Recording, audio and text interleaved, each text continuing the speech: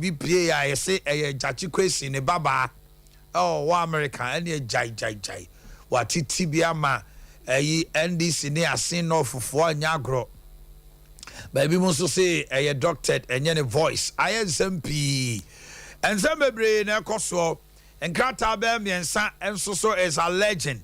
Say NDC prepare for mayhem at Asinov. We'll put the papers on for you to know. Now, but see idea. Me want ba heba wa hanamo. Ba. No, could I to say? We won't watch it. Last week MC nearby. MC as I mean, as I was to say, I got it now. What diabos?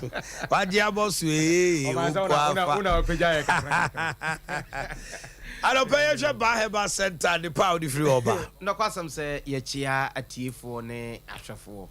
Say, no, tea me, I made in Chiaka see free Dr. Bar, as ye at the bro. Now you can't buy Heba Center. Then there's a wood tea me was in your room. And I say, who team you come and I will say, who show me TV, and I will team by beer. Near me catch us a Baheba Center, and ye can numpe, and in Cassani, see, that's ramity.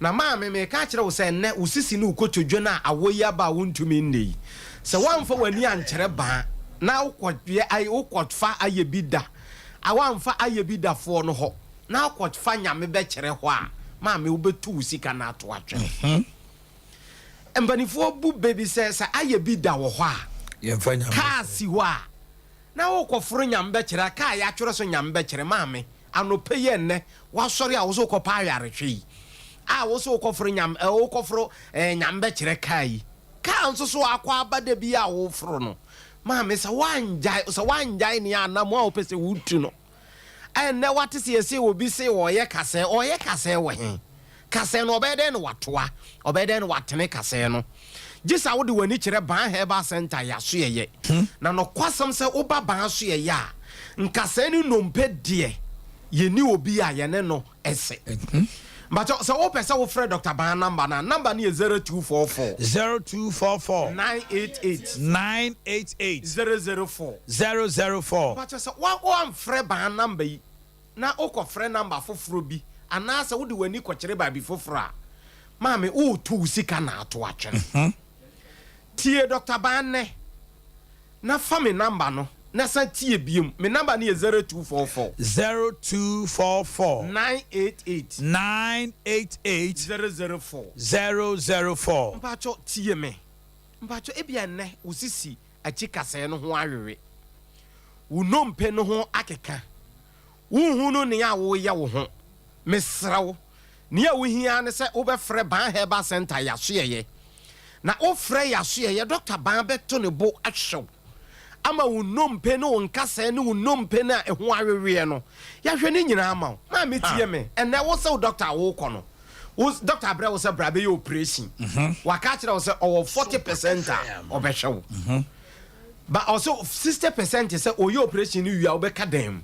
wo ye be ma nso so de ahyem say owia o mema sam de enka be hadwen hey ene se ne abra ba na wasabi ahyem say kan krata na doctor ne de bre wo no o de bre wo na mini ho Doctor Nasa de krata bia basa be hyemu se oba na so ye ya no yo operation na wo betumi asan kadem a wontumi stroke betumi achew baba se wo kasa na ho awewe wo nompe na ho akeka no kasa na mu abiebie no o hwe 100% no de ahaban keke na etoto so ma me nka hinta sem bi nkyerɛw sahaban ti firi soro na be to fom a Omaya cha ye bosome miensa na dane netie no kra nipadua no so se wanware na se wo de wonsa keka no 2 days a obem se netie ni fifi na frofro netie esusa no se o de netie to netie so ama netie fifi a ma me we ya chinye die so oh yes Enfa Thomas samo no nko sa asem nyina na waka no wo de netie dey en me de netie no netie no ya de netie ni bi ka ho ama netie na fifi aye computer wo si we mente ase yam fada de enko se wo ka se enim ma me doctor no o ka kire wo se twe wo ho fira bibiduro ho no o daada wo o tete wo kwa mesra wo ne ahia wo ne se Dr. Ban na me ne wo tenase mi wo Kumase atonsu agogo Accra me was Spinters Road 18 Junction wo de onya do 18 wa taxi rank for bi wo ka jom say oba Dr. Ban omo de obeba omo na no fiada ya clinic ho et se sabsabi aso dem papa bi ba ho na wa honhon no firi ne na ase besi ni tirase na wakwa ma doctor ka chense ba bi aduru no enye yie bim Sompa FM na papa bi ba yo beto me no no osu na me ka kire ne se maami papa unu yen ya otiwe a wo osun ka kire ne se awero kikire wo ewuradim na ewurade ne yaresafo enti unu ya be ma na otiwa wo osu no o se eye mikunu na me se ni da so ho o se doctor anti mikuni obenya nkwa na wakoye no will ni na me se will no on san kono onko sasam papa ko no maduro yi a sabesabe wa honhoni ye ma na duro ade kyenye wa rane no otwen kama ana me ka che so mfa powder no mfra nsuo no no na fia da o mo ba so o mo de spinters abusunya no o mo de spinter mienu na bae e wo clinic ho wow na o mo ba na afia da ne aso dem ebi dia ye di mo nyame chese anyum to nko a e wo fia da no wo ye ho wow na me ka kire wo se ne o kid ne ho aka nasa o tete unhu wo da dialysis so doctor no se kwada dialysis busa se dialysis no doctor ensayare ana wo de busa na sa kwhyen no waka che se wo de bibiduro kan wo bewuo no busa na se doctor ban so wo sa na doctor wo de na wo kire me no ensayare na na asa me de sa na ekowu wo de busa na sa kwhyen no yi wa no a ma me wo afa mumu aye no dialysis ensayare enya duro ensayare na mo atwetwe nsuo na ewo kidney ni mu keke ena de ma wo enti me ka kire wo nnese se wo kidney problem ba me de bosome ba ko pe wo de wo di achinya bra me de bosome ba ko pe ena be hwe na san ko o doctor no na ko cheke wo be ko na afrim ena wo de ya kompo nkro o na mana nkrofo de o mo nse kire wo so saa ya de doctor goita brofo kasa goita abapa o mesro se no na etete wa Sompa FM ena wo sia Dr. Ban wo ha me de bosome ba ko pe aduro no kra nya aduro a wo de ko srasra so o na so o man obi ba me ho ne mini mu nyina woro o se obi o keti o so o man kompo aduro no de ko sra so mesro Dr. Ban wo ho a ma me goita yare enya de soa na se wanhwe yare no na wo de kwanyensen wo a wo betumi awo akwala sabe mpre aduasa oye mumu anaso oye yarefo wo de opa ma make ko cheke na hwe kogogo na wa che enti ene Dr. Ban Nyankopon de abibiduro kan ama no se onfa mfra waduane wo di fra aduane keke wo ena adi gweta no me se me no wo tonti aboso me baako ebe free ho okoye fibro operation doctor na okoye operation o ka che o se wa wode no nketenkete bia fifim enti oyi a wo bewu enti ase kire se konkonti bo obi nyini asa ba ya ponkyerene enti how many times na oboye operation no ebi ma ye 3 ebi ma ye 4 mesra se ne wo da sa de yi so a bra Dr. Ban ho me ne wunsia 101 mame fibroid no ebe dwane bosomi ba akopɛ wo de wo so ye kinyi di for Thomas a mesra koye scan bra e wo baabi na sat aduro no na wo de wo use aduro no na wo twe ba akopɛ sa koye na hwɛ difference e bebam mesra ban so ye nye baabi a ye de akoma prim ye kɔ ho wo hia yaresa e bi tine Nyankopon de Dr. Ban e be dia Ghana na asantememu se Dr. Ban be hwɛ na wo ho ntɔ Obama so ya ma ya ye wo so ho so wo yare no oba na wo sa meji wo to wa meji wo to ho meto me bo ahwew 93.1 na kasani no mpe kura de eche wo design ba ho na eche se wo sika na wo koto atwene okra ebie na wo yare stroke wo kuta poma no wachia me se wo hi obi obetene wo po obi obetene wo stroke yare no ebie wakɔhwɛ ne ba bi kura ba sel wachia me se wo yare stroke wa ya show ba tenne sene o kasa enu mu owo no wo ya ho hwe yenye yie ene Dr. Ban kwatena se me free ha me kwatena se e wo atonsu agogo me se mi wo Kumase atonsu agogo Lake Road wonya do atonsu agogo station ho a omo tonton ade wo ho no buso obi ya sa wo kɔ ban so ye be hwe wa mana yenkunimde maame de na ha wo etete wo wo de ntehye wa yare ye frɛ no asthma mesraw fo ani kyerɛ ba so ye de 3 weeks ene tu yare na ase okay ye wo mpanifo yare bi ha mpanifo bebre mesraw utie me a tie ni ye mpanifo asem ena making se nyo bi oni akokora tena aya bibiduru asaduro we ontumi mmoso nkyere woda ye won kuro bi wo ho a esi sabe ya jannan no kwan no na esi ho na ayete se ayimpompo bi ewo mu a na apai na eso akata na sabe yo ebetumi edi be ye 1 year 2 years na nsuo ni firi mu ba ma me wontumi ntena ho etumi si wo bi sabe yo na himfie kwan ano na wodi ya chini uhu ba bi a wode befa ewo ma na so akata te se ne a awukura no ebi de 3 years 4 years sa kuro no wo ho mesro ba bi a wodi wani be kire eye doctor ban so ye pe ye de 1 week pe ene yukuro no free ho adro ni nya som se kim na sa kuro no ma me ka no se wo hwemu a ebe te se mensa tenten omo kan bi ominim would ye chini hospitals ahodo nyina mesro ene doctor ba me tenase okay e wo kumase atonsu agogo fa be dan me keke na me mfa na wo twe ba ko pe nyimfiri homaw ma me de na ha hepatitis wa ko check yes ye da hene he mesro wutie doctor ba na mesro nia wo hia ne se wo be frame me number no 0244 988 004 no my unu ade ba ko sa number ya me boye e me personal number to the on frɛ wo fra Dr. Bana na wona be kasa that's right me na wona me be kasa bibi kire wadwene busa me because bebre akoji nnuro ope doctor no kra na kasa ayamanson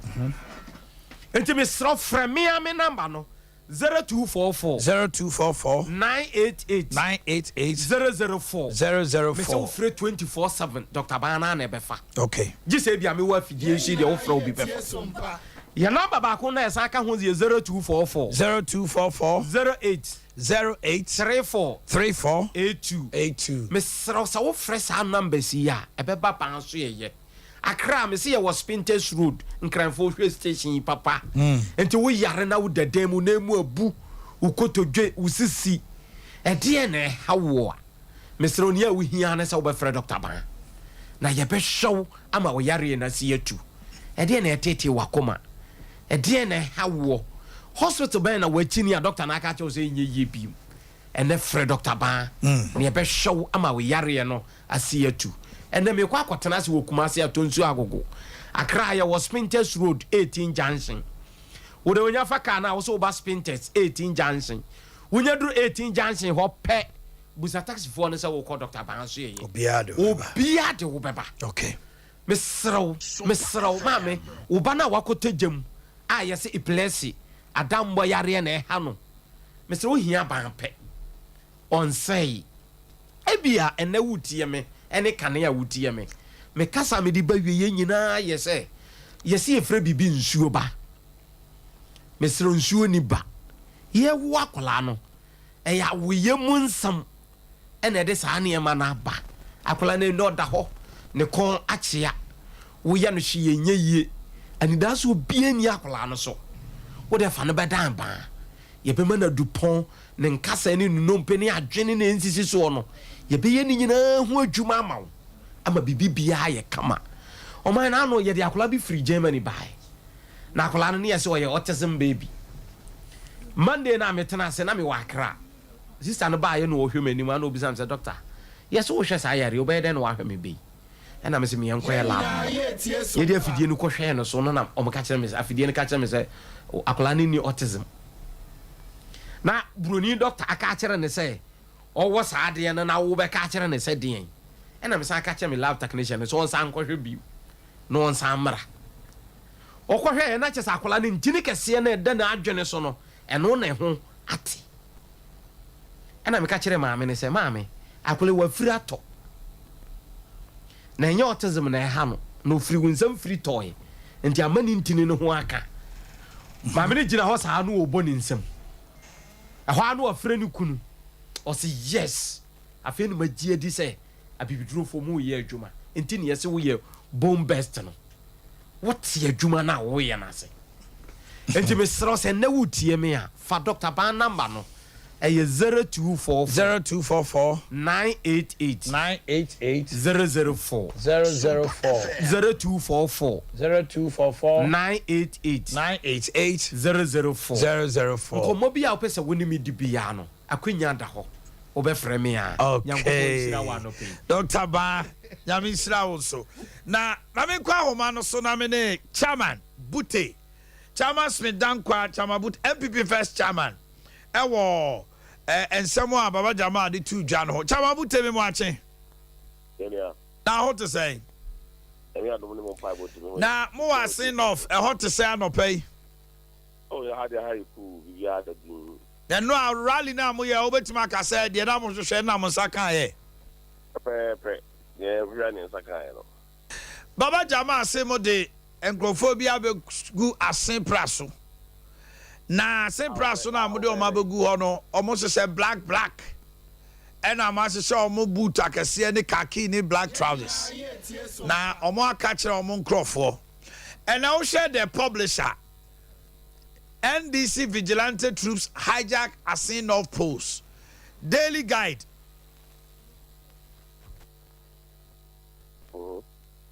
Daily guide and so the order be tuja. And grata be miensa. And a ekasa. Na NDC plans violence in Asin North Daily, the new crusading guide. Adea na ye koto abechna na all of a sudden yet it is some be say e ampasa mo de nipa dom bia kogu asen praso a omo ye mo crofo a mo planning mayhem oh da na asen praso ya you need bia o asen praso it is never true baba jama say o kasa no gina asen praso no mo hu o mo o say asen praso fine wan shada mo kro no poti o se asen praso na omo soma nkrofo ma omo ko hwe hotel so ampa omo gu ho na omo fa pickups na omo gu akire na omo ba krom na asen praso na e friend hotel be no atro mi nim honti no just how na boy because who free sa mantamo atro na ni pa wo say so who say Nigeria I who friend for Jack said Nigeria o ka we are jedi ya don't know because I don't go. Enti mo want internal security be ama organizing boys be ana. You need internal security be organizing boys be. Me train say so ka say yen ho no be your friend say your coalition center ni be your wo sisi I say office be I don't have any party ho. Yenina yeti Sompa be or the power or but not pack or your packet cast with we inside we are maybe also report to one nature maybe also a campaign. What I say we just say buy and what is no I was so call center no much also okay your person kwa the person that's it I want to be or and yeah security here anyhow apart from gate to one gate to a for you know he will be our was like green blue okay. Opa, some reporter have one or more brown. I want my friend your friend at the party. That's a funny crew before I snap was a funny crew. What he may be or what they need to my in your coalition center. That's all. I just say Crawford so to pick up so near Adea and Yamon Crawford. But I say Crawford so mugu MPP pickups we said to Nyamon Crawford. Sompa yeah, and no man go for somebody at you. Send this really successful one for one. You never did it. So I was thinking, I wonder how person we are now with the trouble thing, and also person can be to defend themselves. Again, it's never true. Or buy a one your coalition center any person. A pro as a party. So can ask somebody put the American say, Adea, if you are one who you are worker. But the person be a person you need you need again, it's never true. Probably we are smart. Moko for you no pass one for any all can say no cry. And now we tell you pass with your community the father or the father was a one to me and kind do no. Again, okay. ɛnyɛ no kora wɔn no wɔn apana sɛ ɔbɛyɛ nneɛma a ɛmfata but mama police wɔ n'ate wɔn asinti no sisi a wɔn bɛ increase the number of people na wɔ police station bi ano. and musoma te sɛ ndc for so wɔn bɛyɛ violent. yeah ɛdi yama police wɔ so ati a wɔn bɛ increase because yɛn pɛ sɛ obiara bɛ pra wɔ ase ha yɛn pɛ sɛ because of election ti wɔn kɔba wɔn nyɛ pra fa so bi ɛni so after what ɔmo hɔ yi si enyama akɔ ikɔka ho yɛnyama akɔ akɔka ho yɛ pɛ sɛ pass bill bi a ɔmo bɛ te ase yɛ pass into what is it but your friend is saying election there eba I was so participating maybe make sure also say ebe seat in South Africa that's all right chairman smedan kwameda ase anope yaw what you chairman bute but I don't understand something enkrata na abegu ho no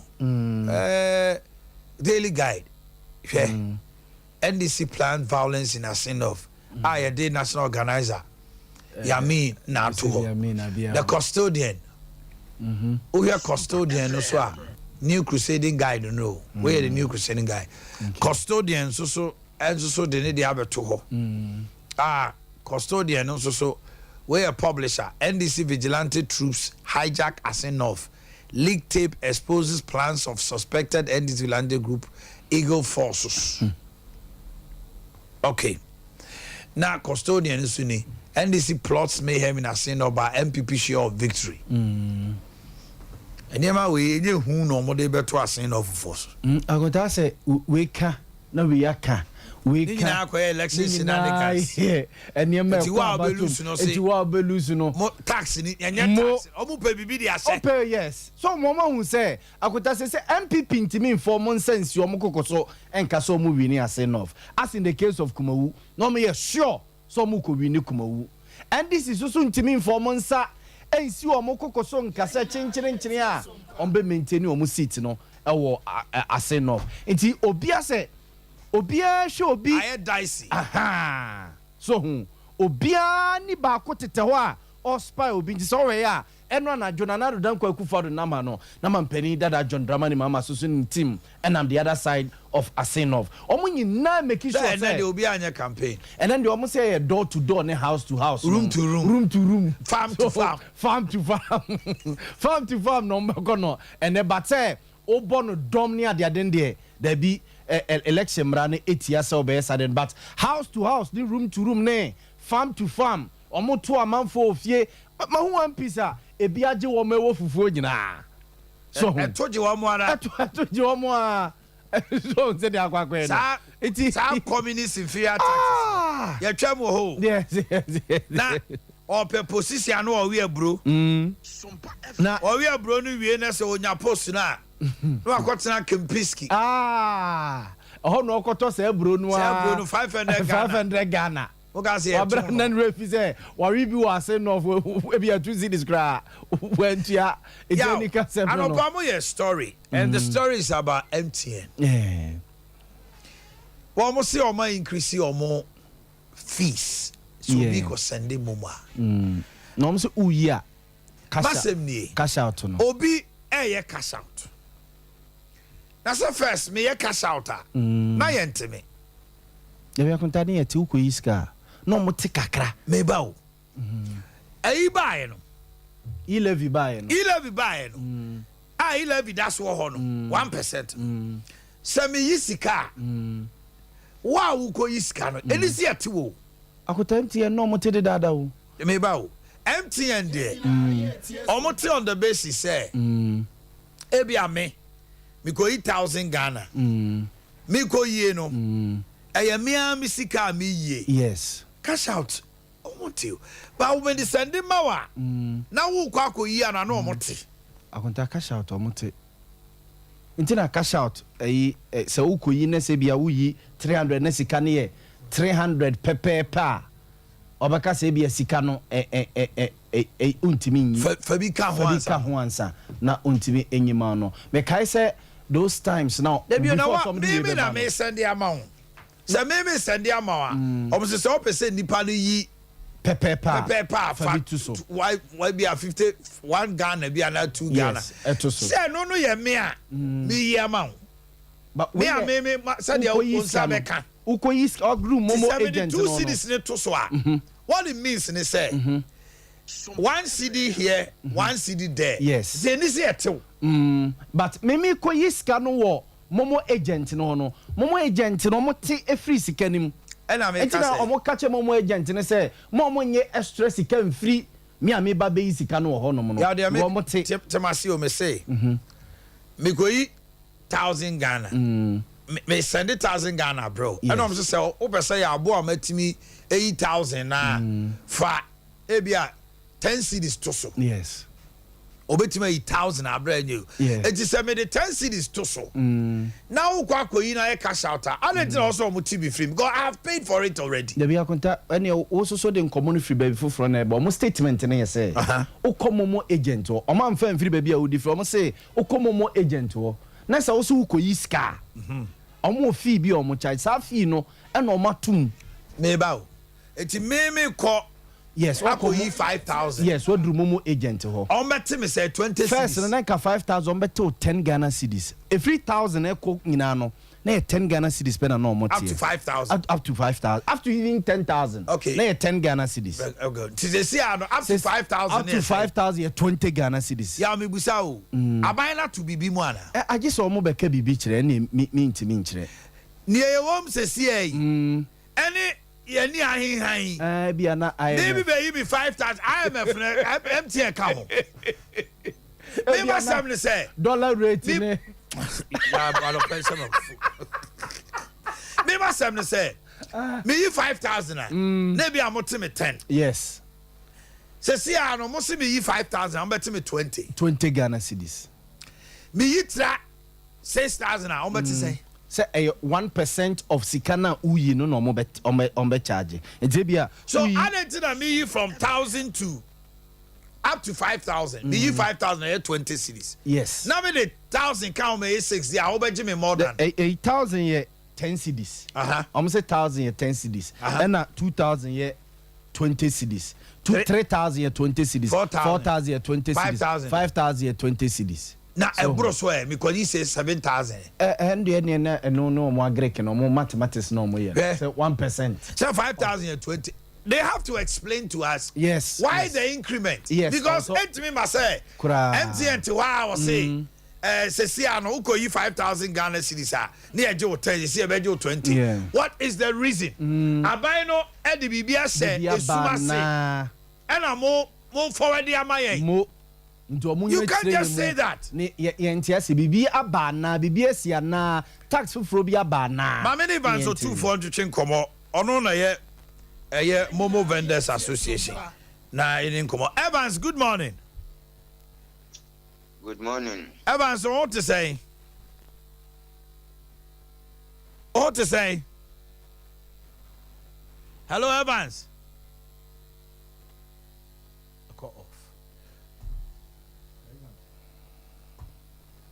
Yeah. And now they make because I don't get it. So me 5,000 now give me 10 cities. I buy the taxi be a beshewa. One country yana. This is a CA. Kwame Agboja, Governor Agboja, at the Clue MP. Or no, Modia Sebo Masebe, your fear say. Bag bako. I would defend on a neighbor. They are the bag back. Airport. So, you near man airport bag back could be $7 for fumigation. Ghana Health Service. 80 o bag na o de ban tu my brother bag now bag 10 out to $70. Okay. I am so with the fumigation. Everything I mean montombo. What am I meaning come on? Ever so too for much. Major so. Now pom to say Evans, directive a free MTN ye penchire mu kakra. Kanena uko yi sika bi be 1,000 Ghana. Na MTN uko yi omo charge wo say. And then the ATN say up to about 5,000 ubetu ya 20 Ghana cedis. Ebro so a no ma charge 1% more. Ebi aye ne nchire mu ye wada o maboa kakra.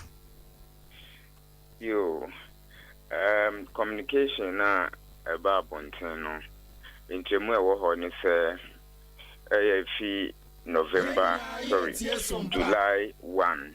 They say changes kakraba, changes aba ni say there will be mobile money cash out and that's withdrawals. Print the the cap 1,000 Ghana cedis in a year cap nature say any amount from 1,000 Ghana cedis air corner you will fixed charge via yeji. It is will be withdraw 1,000 Ghana cedis, 1,005, 2,000 air 10 cedis and as I say utia as the cashing out and as a withdrawal charges no. And after any amount below 1,000 Ghana cedis, that is a CD to 999 Ghana cedis. As I say, we tier 1% of the amount. And this will be 900. I spend the panel, we tier 9 cedis. But with the new changes here, your movie cap nefi 1,000 Ghana cedis to 2,000 Ghana cedis with a flat fee and as a fixed amount of 20 Ghana cedis. What it means is that to say the ukwa kuyi 2,000 Ghana cedis, ukoyi 2,500, ukoyi 3,000. They say new charge that's on 20 Ghana cedis. Nanka in print the and can say we 2,000 at 10 cities nanka as I say too. But the new change about is they say any amount from 2,000 Ghana cedis and above there is a fixed charge and as a fixed rate that 20 Ghana cedis say who consumer and as a customer ube sa cost and any amount from 1 cedi to 1,999 Ghana cedis and 1% and a daso. And this is will be equal Abia 1,500 in print the anchor 10 cities will be to me 1,500 Ghana cedis. But effective July 1, they say we 1,500 and yet 10 cities now will tier nemum will be tier 15 Ghana cedis. That's just 1%. 1 CD to 1,999 Ghana cedis. Yeah, charge 1% of it. Until the Ukuya now calculate 1% of the amount. If you 2,000 Ghana cedis air there, fixed amount and that's so. Yeah. Odufo. Yeah. Maybe 2,000 up to say 10,000 and above and up to 5,000 and up to say now. Fixed 20 cities no. Oh, up to 10,000. Or they say no, be a wallet. I mean, the standard wallet is here no, up to 2,000 in a day. And you know, bet me, I withdraw an amount from 1 cedi to 10,000 Ghana cedis in a day. And from 2,000 to Abia 10,000, charge that's on 20 Ghana cedis. And as I say, and praying there and can city to beat me, I cash it out. But now, me pacho, since money or more Jumano, or my reasons are my increase. I almost say 5 banoni near my Modia Jumano technically prices the cost run as a day. And I buy no the VAT to be able to so I any more dent no more I increase no. Well, Osha, Jumaya, you start here is over 10 years in the and I say the cost of everything is here, a cost.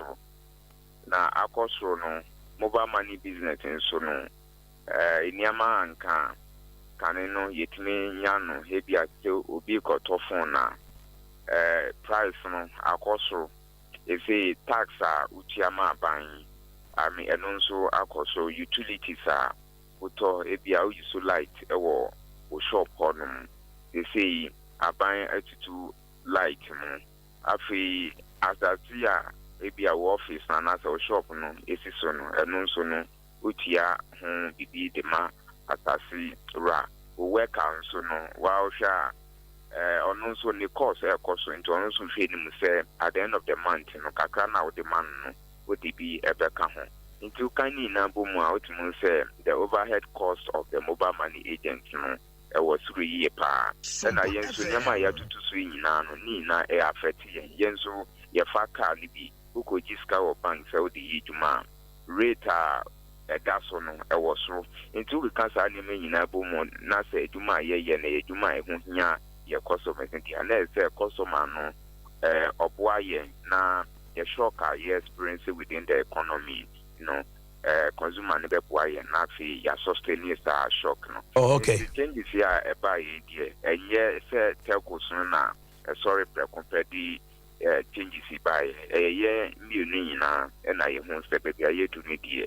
A more yet in Yamayan. It is a consumers per se your cost as everyone there, then they should be willing to add something little to the fees are yet the amount for over 10 years in the end. Now, all right, everyone's a 2 for me. I see what you me fee say. Ghana this year, almost 80 and no pay. My Mr. Boakye, who from Temahaba. Now I was saying Kobe Manchi, Muna, and Branch and the Aba. Now, Mr. Kwaboy, is a castle and maybe you. Yes, how high slow kakra. Yes, and near my was a banner and my because. Obiko yi kan no kutua 1.5 to 700 million ma there. Ti sa kwabo sa nchire mu no mesrewa. Se ka betumi aboya yaw. Get in touch with Mr. Kwabo na. Be o man for complaining. Yes ha bo ha he no kre. Ana say no so be propaganda e bi. Because ye kwa kwoto aba anything is possible in Ghana. Ya kanu betua be 15,000, 18,000, and then I'm 30,000 and 40,000. Now there yes a duty. Nti nipa no on kra mana about we is no. So I started dwedwam o sanitary pad ho. Na what they were yi ba. O bag. Luggage. $7 per baggage. And you say bia ya cabo mo. Bag ba ku bia nti bi kuta bags 10 $70. Ghana has service for the year fumigation. And I come Abuja say it doesn't make sense. 100 maybe $7 per passenger crank. $7 per bag, not per passenger. There be we dia no dey. Na kuta international airport hold on Ghana International Airport. Ne ya Heathrow any JFK airport is one na wo mu free on mo on a policy. Yeah, for Ghana Health Service fumigation of your back. The plane na mesi kutoka bi o mede. Because fumigation no airport no kra akote ni bi bi.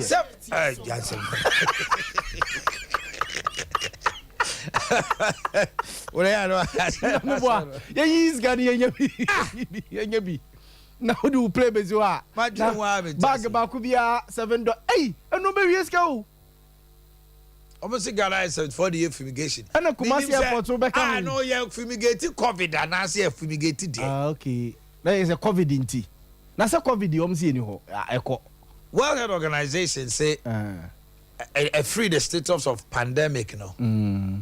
Enye hu bi but ho.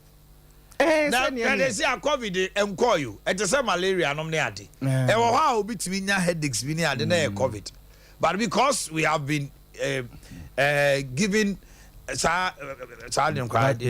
vaccines now approved, am I immune? You know, and ama who COVID, but COVID is still alive. But you can say malaria. Yes, so malaria kuenti. Abrofone bo muntia $7 no mun famra ha. Abrofono mun so mbediatum. No, but Sanya COVID ne kuya. Almost they need to fumigate the bags. I think they have been doing it. Bags at no cost na kaneno. I don't know whether it was at a cost, but now $7. And Kwame Agboja, outside he's a long-standing ranking member of transport. And also on Tiasie, why should they pass such a law say $7? Ghana service for Anamu did you scan the Akusi agenda 111? Sebia, agenda 111 no. Hey, I go. But I would IMF no. About where he is scandal. Is it no ne ho papa no. Your phone service I Akwabwa reply. Akwabwa I send the message here ba. But answer no. Mama Grace gift for Akwaba. Doctor, Gabby want to say. Bibi aboko. Ajubi get so want to say. And no International Power Praise Chapel. Na Reverend Kingsley Jemfi, yes, Power Man. Bible no kwafo and run obi na ina. Enyina ekotana chima na yefe. Na mi hu Dr. Mensa o mi hu Grace Gift, Dr. Grace Bodu ni domo ba ho na ma trankunya sofo akukudam. Oh, it was a wonderful place at Santasi Jericho. Edenya me ase say the church is back and with star power. And we used to demand na see so ne brother Sami nyagro kra say enyum to foshi out enyum to foshi and then yeah back bookers which all about Gabby any come on Grace Gift Sompa FM na manfo so yeden etie nka Grace Gift de se ne etie ndada no eno a se de nya betrase a enya hwi se ayaresa enho abobodie ene kwa nipa da se ni befa so ade ne ho afiri yare ensam eno na Grace Gift eye ho adwuma e wo Ghana na de pese e kira manfo ne se Grace Gift e aso ye bia ye no e haban kan ne de ye adwuma oduma nkoma nyankopon akwankyere twedi yampon ne niama odi atoto ama nipa se ni emwo nipa no eno ene de ye adwuma apart from that no ye ne hwe biem because ye gidi say Omanhene ye ka tumi a all powers belong to God. Onyankopon nankasa na exert on one powers to save human. Okay. Now penny me cry the salvation. Me define and say a deliverance from law breaking. Which law? Moral and health law breaking to the restoration into the your friends say holy likeness of God. Say yade e kan wa opening enye likely say morality kra no betimi abon ban yade kan wa moral standard kra no din say be ne bon ban. So we check the book of Leviticus director Yankopon chure two different kinds of consecration. Two laws were vital for holiness. Two laws were vital for holiness. Okay. Law of consecration, which is the law of health, and a law of morality, which is the 10 commandments. Okay. I didn't know Yankopon chure to the Israelite. If you can say okachire oba says onya ne menses more ma congregation na emu no onko backyard for 7 days. Yeah. Na ne hunte. Na che so oba anwusi fia sabio efi. Yankopon in a way so be prevent the spread of infection. Into was see oba na nya den and separating on social distancing. Could do times 7 days in the best na the period made ebe okay ni what otimi ba sorry dem any congregation ebe bom so oman adenti na Yankopon kan say if you crampo fi oro montra konya bi so anas mon fa ne won ka bibi this is not ritual law, a law of consecration. Because then time no e betima ba ne say na e bi apade ya wo kan kura na e bi ni ho ai bi so moja eti moja no timi tu ma no one to prevent disgrace the etosu mienu say moja na e ya ho sinfi efi ayeden eba ade ade padua ne mpe e na eyi apie eti ebie ko gubibi so a obi ekokotra so a ono so be infected eti na Yankopon separate say nipa no na chesa pomode ho yeden ehia won say oba ne be ma kokoda Bible no kan no Leviticus so say enka oso mo wuro mo niam ho omo wuro mo no mu dware no mu si omo niam adenti Yankopon pe apomodin de mani pada seni eti no ye de kan say Yankopon akwankyere a desire de no eno na Grace Gift ye den ekura mu enti say oba ho na ya huni die a enko yie na de o ya de ye den e ba ya na twase ye ma wo de niam de den etutu akwan mu na otimi di huni mi kan umpote mu a wote e wa efi enu ti na timi generate ya de bi de ye den e de ma wo ana se fu mu wa bi na mu wa no humi ko mu na ko fa ya de ye den e ba Grace Gift we sa de wi na se sa na wudi mu for de ya na twase ye de utu yie ansa na empo ayaresa no ye de ato aso ma because ye kan say kukuru no ejaya keke bejai eti abra wo pese wo de wo firi yade ensem no niama de yade ye don pa na ananya de wa ba no etwaso otwe wo ye den efiri ho okay simple okay Grace Gift measures are ye decide yade ni opening mimi na me ta ka ma asem bi say ensuo hia ma nipadua no it is a body no kura hia ensuo a e ya signal it hadn't na twase me trase na body ne signal me say me hia ensuo ansa ma no ensuo bajo the American what as dey Ghana de ensuo de yenom kra e twase unum ensuo mo because answer na body ne be ka kira say o hia ensuo na twase ensuo ne hia na onum guso one which is a bad habit. A bad habit because in your mom at say there be old and so here more because you see nipadua no kra 60 to 75% of water. So it's not just in so kra occupy major percentage space of the body. Et ya na yenu nsu. Et wo say ebirum kra po chichemu a omo de ba beto wo senka at least one kra 8 glasses of water it so onum. E ka body ni here 12 glasses of water per day. One kra enye 8. I didn't think it me trust na menum nsuo the whole day no menum sachet water me and 2 glasses of water and say banisa because nipadua no physiologically you su nsuo no e de hohuru ni mu o e fini na sefo nyina pie openi so bi ba dwonso ayi fia pie e wonmu a e nsuo a honom eti ye brabo ya saabo juma o mo ye e boa ye so mo de kutia yade e yi yade fie mu no se nsuo nka ho enye yi openi ye go school kura ye tell say ensuo is formed from 2 different kinds of components. Yes, carbon my friends oxygen and a hydrogen and a coming together and my water. And not just ensuo ye dom kura no. As I provide ye oxygen siren e ka ho. Not just nya oxygen na twifa hunim ye winim kwa wo. Na mo nsuo so sama yin bi. Enti adenti ne yenom. Enti uba ho na say grace gift. E hia say water therapy ne ye do beto so a. Ye do beto so. No anya yaresa. Oman yabema adwubi de ye numbers no atudwa no wa kire kwan na me kakra me de kan wona kire dia no adwubi kete Omai. Yes my dear.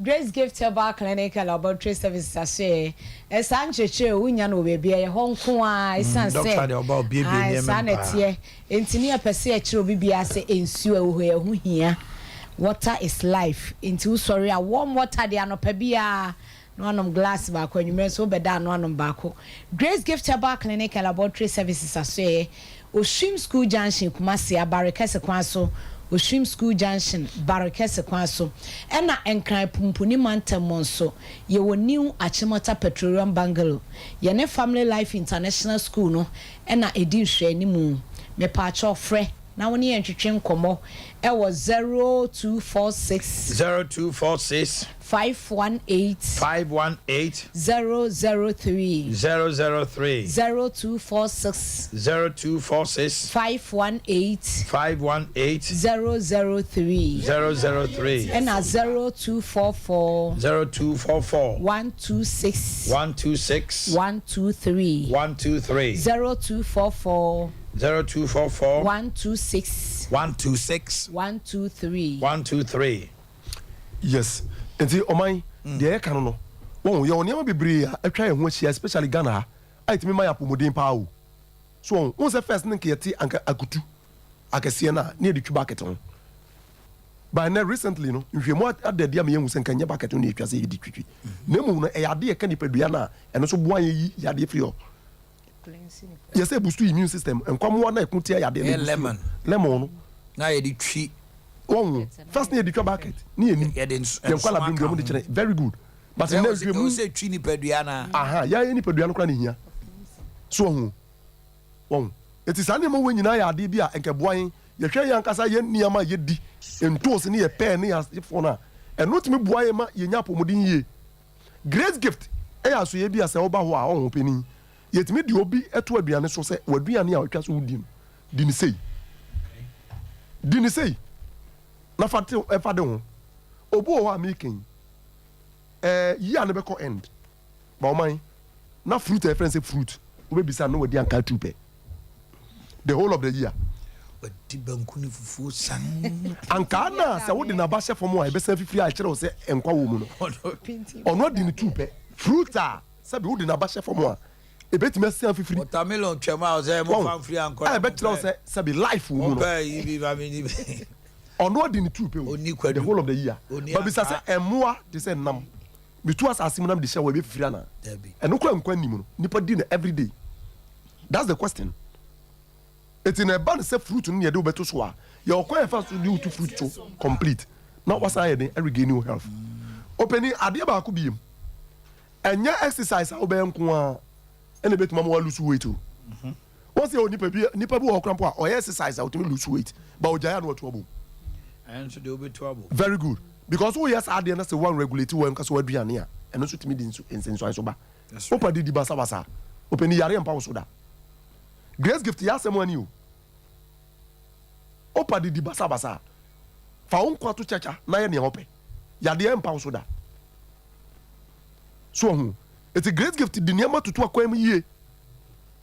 Oh adentina ɛyɛ na yɛtumi ka sɛ ebia nunum krampo no nke bɛyɛ better sɛ odua nunum a na wohwa ne scent no wohwa ɛyɛ ade ɛboa yɛn openi ɛyɛ ade ɛboa yɛn nunum scent yes ɛyɛ ade ɛboa how te ana wohwa ɛyɛ dɛ hwɛ wonim sɛ wotwe saa mframa no kɔ mu a wɔn sɛ nhwɛmu kyerɛ sɛ nunum na kita ankasa kita minty scent ɛna ade bi a yɛfrɛ no lemonin saa lemonin no ɛna wodwo ankaa ana tangerine a saa ɔyɛ bi ne firi mu ba no ne scent no nunum kita saa de we bi nti wọ́n sɛ ohun akɔ mu saa na etimi bua ma ɛmoa wa ɛma otimi bɔ wa ana ɛkɔ ohun nim no epi. na sɛ it's almost like disinfectant in the system. Very good wọ́n sɛ nti na wɔn nua nunum kura mpo no a sɛ even kura mpo no ɛwa na ɔba a na ɛɛba fam wobɛ kaya nkwala birim saa de na yɛ nua ma wɔn na sɛ wɔn nom a na ɛɛba fam di nti a ɛkyerɛ wɔn sɛ kita biribi. ekura biribi wɔn nim sɛ man bi fira wɔn fira wɔn afam. ebi mu timi ɔbɛda no a ankaa no ahye. Yes. ɛpam ntonton. otumi hyia nsa na wakoda. na sɛ nunum soso saa. So saa ne ma wo wo nyina. na sɛ nunum kura wɔ mpɔtɛm a ntonton ma wo. Compound etumi boa wo. ɛne nwansena saa mmoamoa no. Etumi boa wo. Mo Ghana fo no yankasa yɛ mpɛ yɛ hu ne di ahonidie no enko yie ɛno na ya na mo satan na kɔfa ya de bebre yɛ den ɛba de bia pomodin mpanyifo a ɔma no egu so akuku da mo nim bibi ɛno gu so sɛ nka ɔse yɛ ma yɛ mpɔtɛm yɛ den ɛte don't expect on na meyema wo but onu na o tuufo no o tuufo say na ye be ya oni padua no e be sipia sita so hu and say sa na ma we nyina akoso a ne se bibi ye wa for woni kire grace gift. That's right.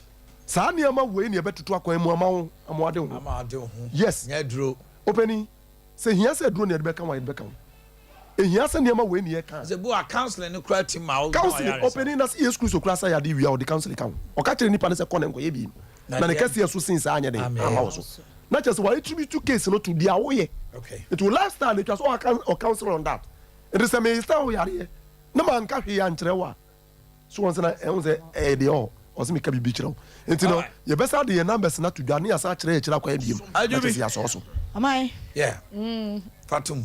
Your numbers no.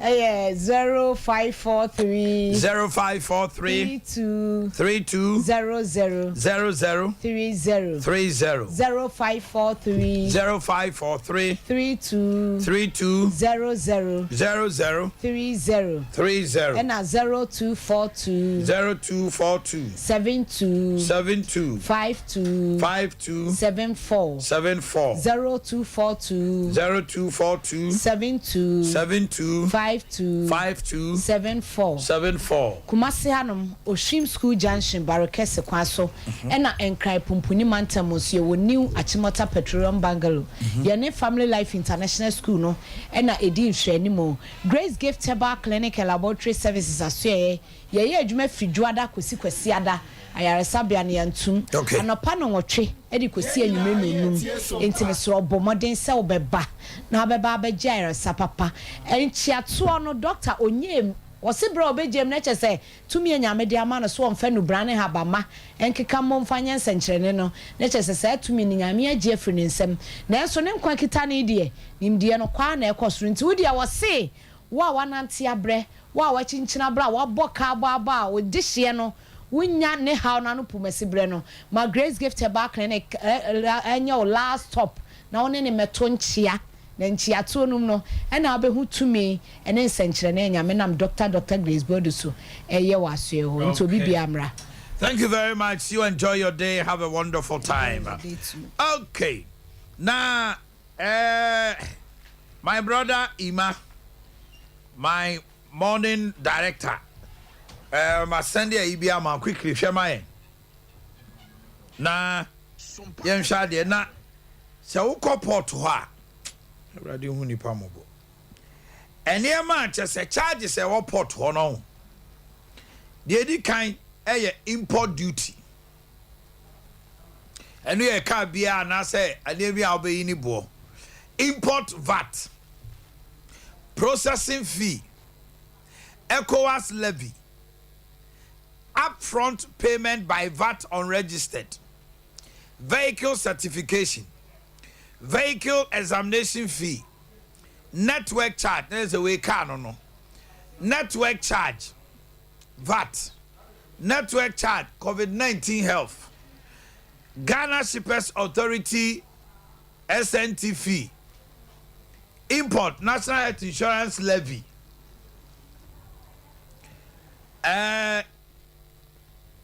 network charge national health insurance levy IRS tax deposit Ghana Health Service disinfection fee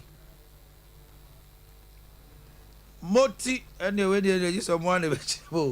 IDF fee special import levy 2% Ghana Export Import Bank Exim Bank the know every Exim Bank who's carried the triamount Ghana Education Trust get fund for Sudeni as a network charge on get fund levy there's a utia get fund import duty yeah as a network charge get fund African Union import levy COVID-19 recovery levy namibo COVID-19 recovery levy no Yahweh usa kosro on ma COVID-19 ba koso ho eno no ye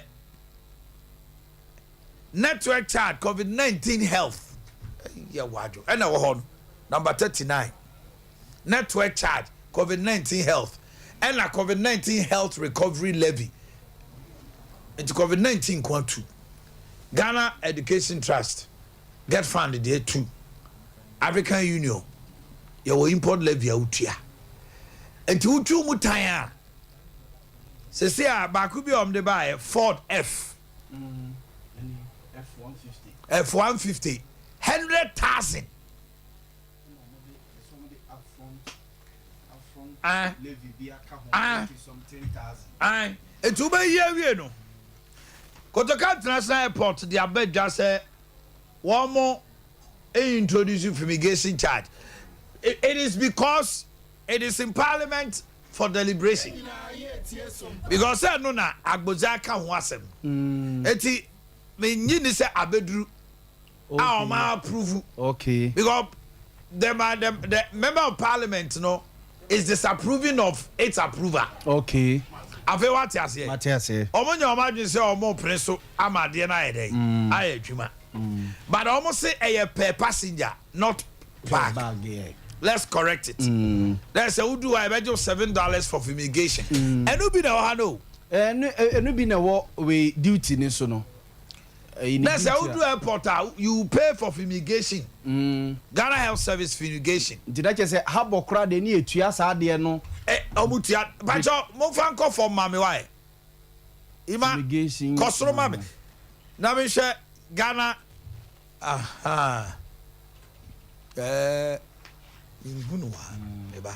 because I saw fumigation. Yes, fumigation. Yes, fumigation. National Health Service fumigation. Yes. I said then if you disinfect they are so fumigating.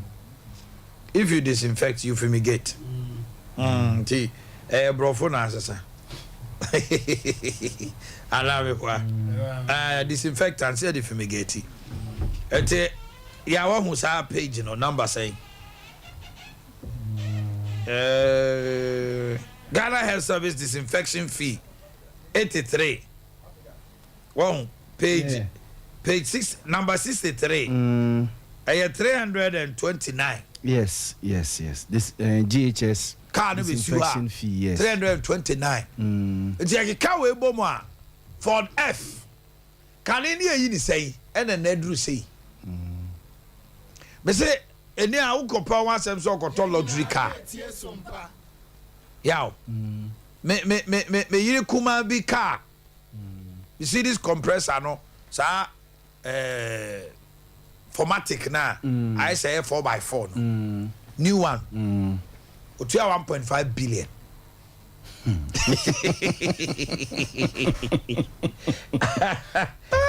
Jamaicis Boakye yo na before na Boakye Koto de ube ho beso. me got on them over so say that the fact say okay to me got abobo ya dwi Car no. My obia answer na wokoto car. Wa unim say wo de ba me say na abedua. yeah we decide increment na kosoro do chama Na hu. ma peja ne enya mo anam koso ye Ni say oma bia be say peja ne mama amanfo ho akyere. mo botare say mo ye say mo benye sika ko mo ho akyere mo Da bi ayedru. Akwa kwesi anan. eh fa na yedru Kwesi anan takene. eh fa na yedru chama Mo a uniu. Wa mo so ahosi So we have to come to a certain place. samo na mo de yedru ho eh mo na mo de akodru ho External shock. Me de bi ameka. na Russia cool no so eh aye hu so omo ma de we si on ye ho kire be kire o mamu ha no ye ti ha na ye say enya de ai hu but it's dangerous. No, it's dangerous because your livelihood. That be America so might be anywhere in the home, and it's not going to affect only Ghana. Now the Russia-Ukraine war by na ebi mu pese omo downplay, but it costs the whole world though. You don't have to. And if Russia sa ku we si a na ekronom jija. It's a serious thing that be na your father say baby I tell Russia no more. I say obi be ka I say entokwa bi ansi. Entokwa I think that the world leaders and me when they say even Western world and they are not even I'm saying you see the African leaders crowd they were trying say at least they will come in na near my South African president are front of Omoko. I think the world leaders will help. Because any outbreak of especially in third world countries in there. Let's just say all right, tell me 1 minute now. Remember on China to check come on. You be questioning off allegations flying now.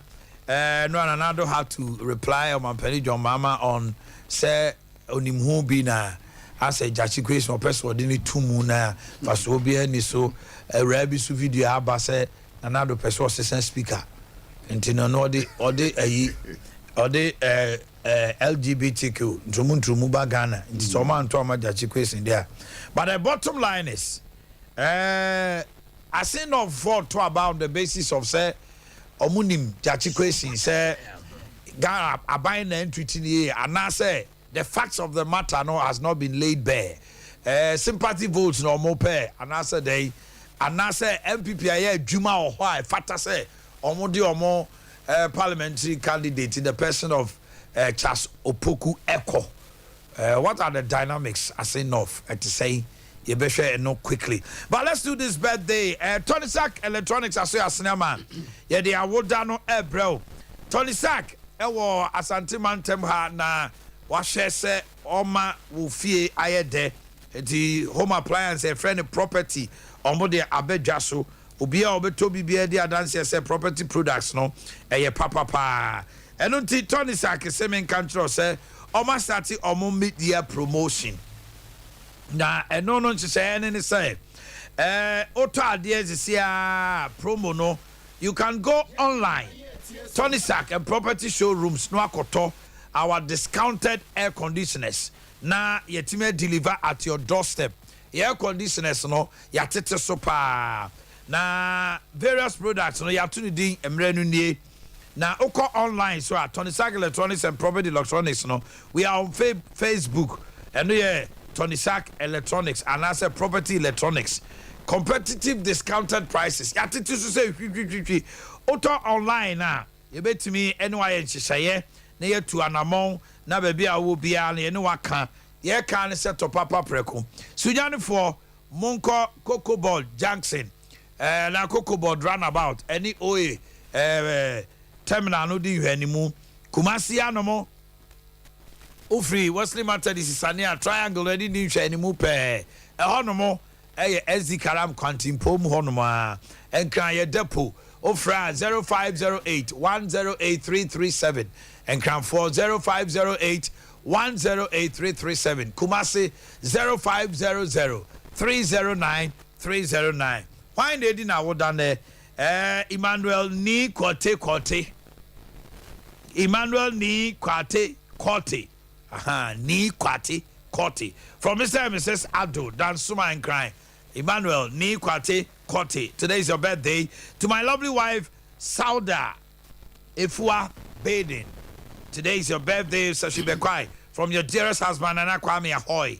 To my lovely son, Nana Poku. Happiest birthday to my dearest son, Nelson Otri. From your dad, Emmanuel J. My daughter, Blessing Rekwa Sifa. From your dad, Elder Richie Sifa of the Church of Pentecost. Blessed birthday to our Brantier, small scale miner, Asankregwa from Bismarck. Abrantier, no do I would apau. To our daughter, Annabelle Nkwantachi. Yantachiwa Echampon. Okay. From Mr. and Mrs. Echampon of Emmanuel Presby. Asante Jabin. No. Glorious birthday to Ernest Intichum. A quantity surveyor, local government. This is coming from Nancy. Special birthday to my brother Echampon Boateng Caleb of Bosome Senior High School, Technical School. Kechre Obi sends that. Belated birthday to my mother Ma Angie and Ma Eva of Aguna Crofonso from Kechre. And then Naname Jewa Menu of Aguna from Samouzo Ajiman to Mosia of Aguna from Jesse of Aguna. Blessed birthday to Rosemont Danso, a teacher at Tetrefu DA Primary from Berryman Hunipa FM. Glorious birthday to Millicent Edu Britton of ECG Canteen Chrono from HR and the entire staff. They say they love you. Happiest birthday to my sweet sister Gloria Kunedu Asari, fashion designer at Abriport Junction from Nanaya Abuama. Akosia Sumwa, please, some of the birthdays are missing. Mia Minia Biggie, the year birthday. Mr. Chekimami Pana and Kaho. Mr. Akosia Chekimami, my Sandy Amount. Mr. Hiami Pa.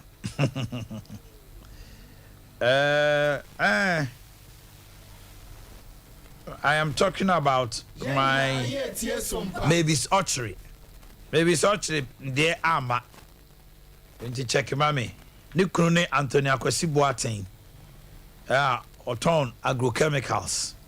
If I check him, maybe it's such a birthday, no. Me, I'm back with you, Nimame. We free man. The best. Zuba. Yeah. Now, what to say, Minia? Yes, I don't know where now. Where? Miss me, who you pa? Yeah, is what I Nam Castle was in off. Now, Castle will ban me. And right, Castle Brand. Be a me who you don't know. So we are. Saturday. Anna was our call. Now, but I see enough to say, what call to say. I see no there. Very, very encouraging. My footwear post election. Change about when him. Ya to abanewie no. There's a danger. So, why danger? Why important? Sompa area back one. Minim hopper. Na candidate no so before the no kwa do say me hunipa Charles. Oh, Charles. Uni no pa. Oh, mininu ya no Henry ya minimum munya. Me papa of our me ma me penny there be. Me papa of our Charles ma me the influence echi. Okay. What I say? Oh, and yes, it's more like a busia. Minimum. Oh, no bad day. Last week I'm near about London. Oh, okay. Do acquire busia. Minimum. Okay. Now, we could be 20 years be in a conflict be all. Deadly. Nipa we pa. What kind of is it chieftain?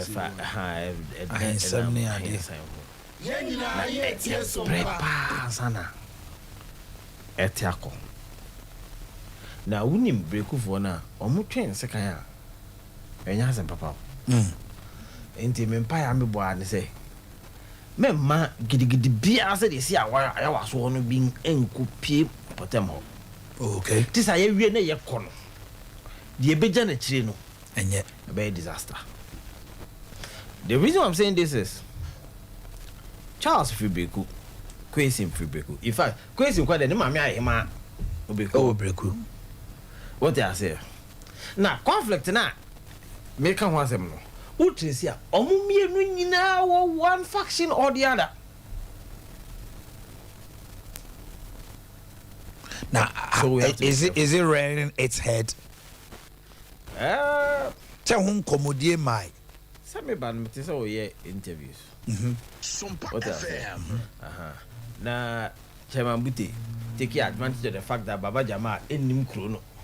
Cause only was empane. What I say? What driver go keep coast da? No. Driver go keep cross Prada. But proud many Okay. times. Okay. It may so okay be on your conversation to the area. So we try pra. Now we rap so ekodoma. We want to press before hospital be or left. We be no ebe phone na Nikotiana. First before hospital be or left. Wo sane abosa baby obonkum so. Wo sane furo ya sempa na enie. It's not the same. Eti obi a wonim area ho ni bia dru as wo hu signboard ni e beto sa sempa na na ufuru abeka so wo pra so. Okay. So Baba Jamakasa no or praso. And there's a see hotel ni ebia no wa sheda. Because my bute minimum no. O mpapa wu ni yonko. Mpapa ni yonko minimum pa. Ma me ko na ya fine. Minimum ni ye. Nti me mojidi se me minimum area ho no so nim area ho. No so nim area ho pa. There's a guest house. What I say. And the people are shuttling between Praso and a confident. Okay. Dan one of the boys are who said many yamin namano. On himself that so and the boy sent me a message. Made it show about 100 people are. Yeah, dear Abeguo.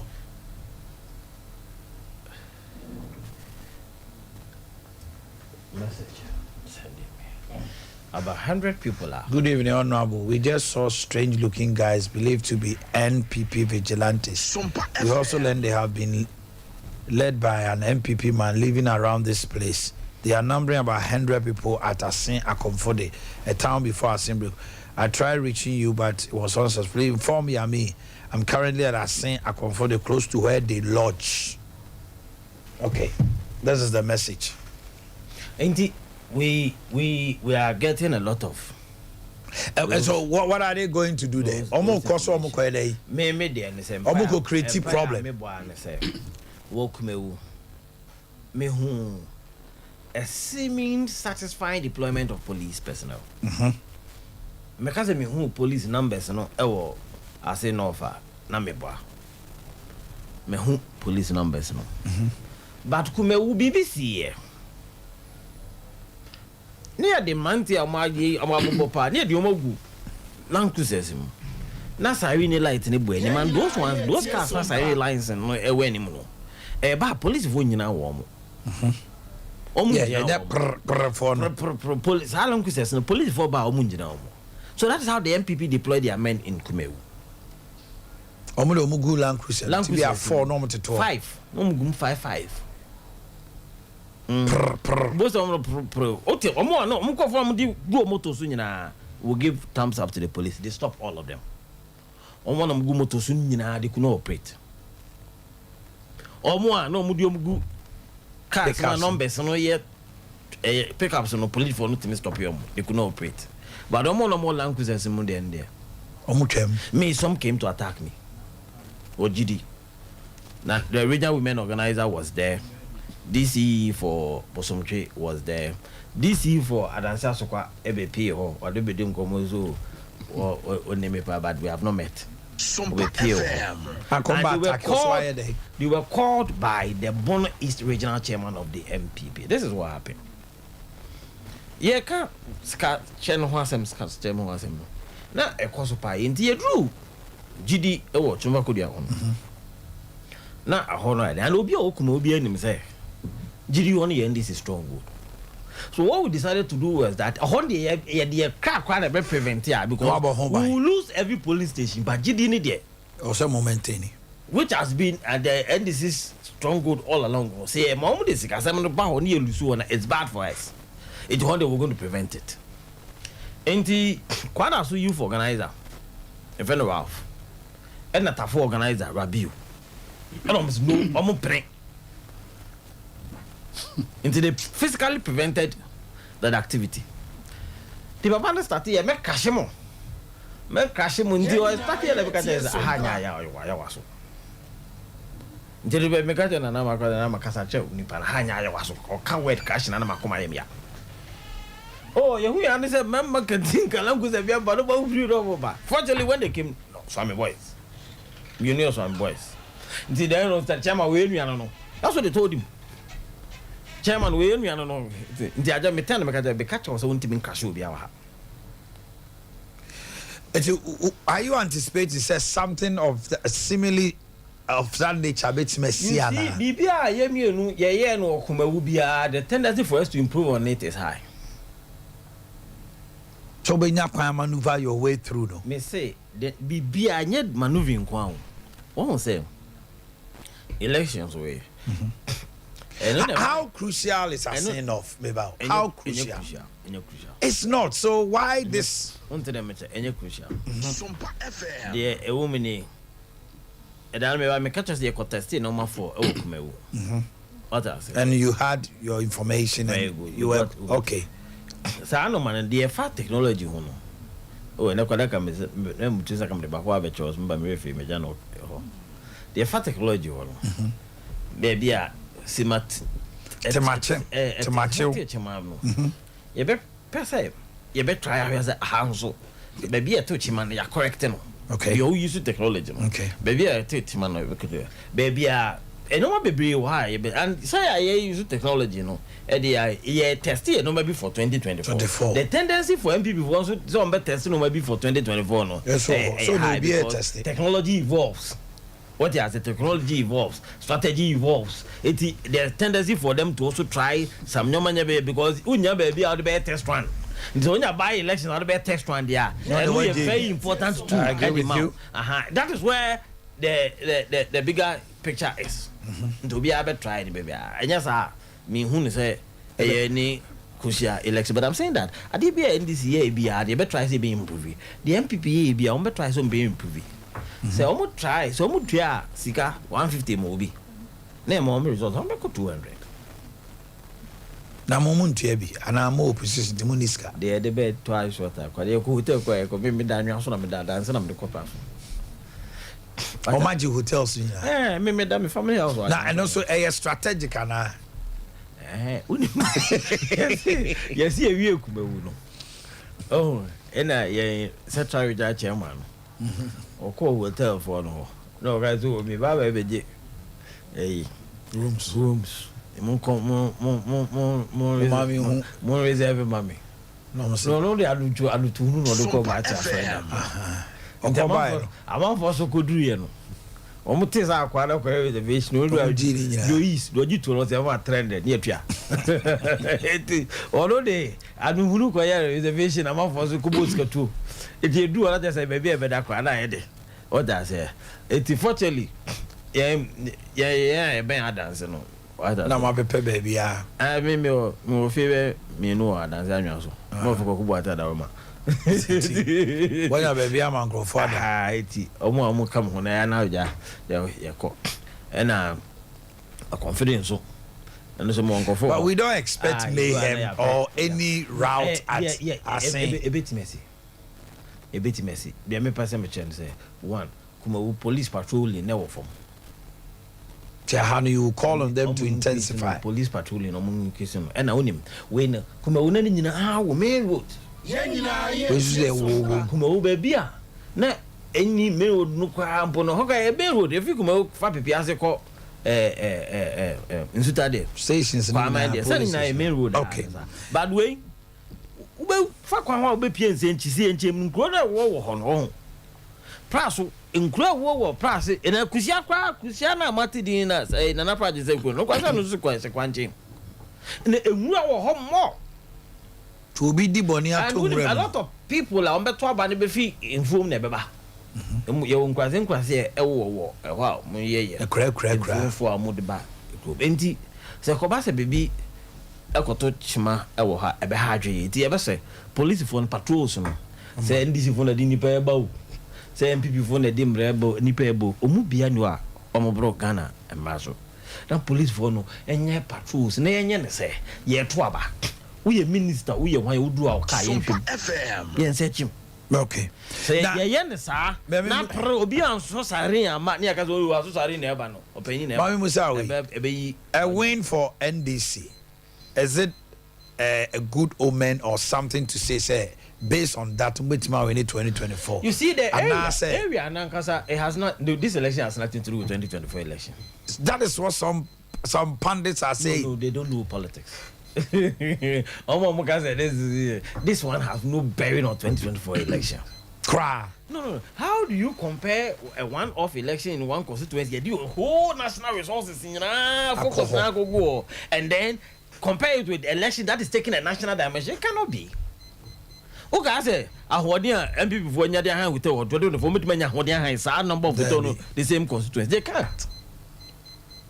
What I say, appointees a bimutual 2 billion, 2024, which is out 2 billion now. I best spread it. I got 275 constituencies. All them the dynamics, no, and different. If this one, there's no way you can. What can have an effect on 2024 election with this election is strategy and technology. I would deploy. And then I would say, okay, me. I got test man. We are feeling me a calibration. And some of us started to test the effectiveness of everything. System. Mami ko honorable Akins so hono mo na me musana. Honorable. Allegations upon allegations. Yes, more maneuver where you really want to win na parliament mutimi enya hoden wo ho. Matia my mecha for macha me bosom twefo.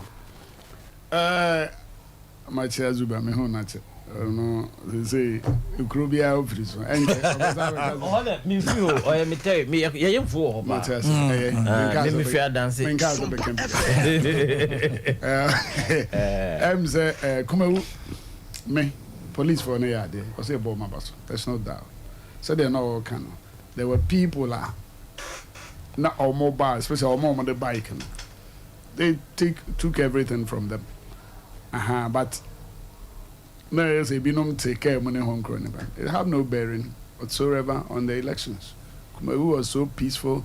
Everybody was allowed to go cast his vote, go home. At the time they had to count them, they all came out too.